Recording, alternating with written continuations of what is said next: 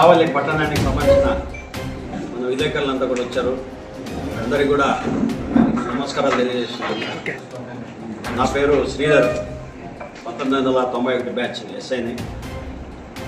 SI అంతా కూడా 10 years Kadapa జిల్లా చేశాను. సిఐగా ఇన్స్పెక్టర్గా కర్నూలు జిల్లాలో చేశాను. సిఐడి హైదరాబాద్ కూడా చేశాను. డిఎస్పీ అయినాక రాయచోట్లో చేస్తున్నాను. తర్వాత ఇక్కడికి రావడం జరిగింది కావాలి గురించి విన్నాను. కావాలో సమస్యలు కూడా తెలుసుకున్నాను. పబ్లిక్ కూడా మంచి పబ్లిక్ రిలయబుల్.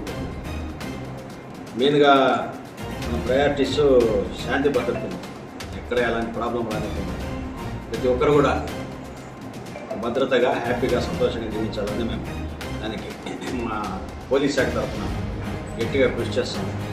రౌడీజం కానీ లేకపోతే గుండాయిజం కానీ ఇట్లాంటివంతా కూడా మీరు దృష్టికి వస్తే మాకు చెప్పండి, వెంటనే చర్యలు ఉంటాయి. అదేవిధంగా మత్తు పదార్థాలు యువత బానిస అవుతున్నారు. ఈ మధ్య కాలేజెస్ కూడా ఎక్కువ ఉన్నాయి ఇక్కడ కావాలో. దాదాపు 4 ఇంజనీరింగ్ కాలేజీలు ఉన్నాయి కూడా కావాలి చుట్టుపక్కల. ఇదంతా కూడా మత్తు పదార్థాలు గంజాయి గురించి మా పోలీస్ శాఖ తరఫున త్వరలో అవేర్నెస్ ప్రోగ్రామ్స్ అది కూడా పెడతాము. ఈ జనరలైజ్డ్ అలిగేషన్ కాకుండా మీరు పర్టికులర్గా సార్ పలానా వాళ్ళు ఇటు చేస్తున్నారని మాకు సీక్రెట్గా ఇన్ఫర్మేషన్ ఇచ్చినా కూడా మేము వెంటనే చర్య తీసుకుంటాం. జనరల్గా చెప్పేస్తారు సార్ అక్కడ తెలుసు సార్ ఇది సార్ అది, అట్లా కాకుండా మీకు ఏమైనా ఇన్ఫర్మేషన్ వచ్చినప్పుడు మాకు చెప్పండి సీక్రెట్గా, మీ పేరు బయట పెట్టకుండా మేము గట్టి చర్యలు తీసుకుంటాము. అదేవిధంగా కావలి పట్టణంలో కూడా ట్రాఫిక్ సమస్యలు చాలా ఉన్నాయి. జనాభా పెరిగిపోతున్నారు, వెహికల్స్ పెరిగిపోతున్నాయి, రోడ్లు ఏం పెరగల. ఇంకా వెండర్స్ అంతా రోడ్డు మీద వచ్చాడు, వాడిని ఏమన్నా అన్నామంటే సార్ మా కడుపు కొడతారు సార్ అంటారు. ఇట్లా రకరకాల సమస్యలు ఉన్నాయి. దీనికి మున్సిపాలిటీ వాళ్ళు, రెవెన్యూ వాళ్ళు అందరూ కలిసి కూడా చేయాలా. వాళ్ళతో అందరూ కూడా కలిసి మాట్లాడుతున్నాము. ట్రాఫిక్ సమస్యలు లేకుండా కూడా, ట్రాఫిక్లో ప్రాబ్లం లేకుండా కావాల్లో చేస్తాము. అదేవిధంగా కొంతమంది పిల్లలు హై స్పీడ్లో పోవడము, సైలెన్సర్ మార్చి రకరకాల శబ్దాలతో పోవడం ఇటువంటివన్నీ కూడా చేస్తున్నారని తెలిసింది. దానికోసం మా పోలీసు ఎస్ఐకి సిఐకి చెప్పాను. అలాంటి వారు ఎవరైనా పోతుంటే ఆ సైలెన్సర్లో బండి సీజ్ చేసి సైలెన్సర్లో తీసామని చెప్పారు. తర్వాత కాలేజెస్ ఎక్కువ ఉన్నాయి కాబట్టి ఇక్కడ స్టూడెంట్స్ కూడా ఎక్కువ ఉన్నారు. ఈ ర్యాగింగ్ కానీ, ఈవ్ టీజింగ్ కానీ ఇట్లాంటి వాటిలో కూడా గట్టిగా చర్యలు తీసుకుంటాం.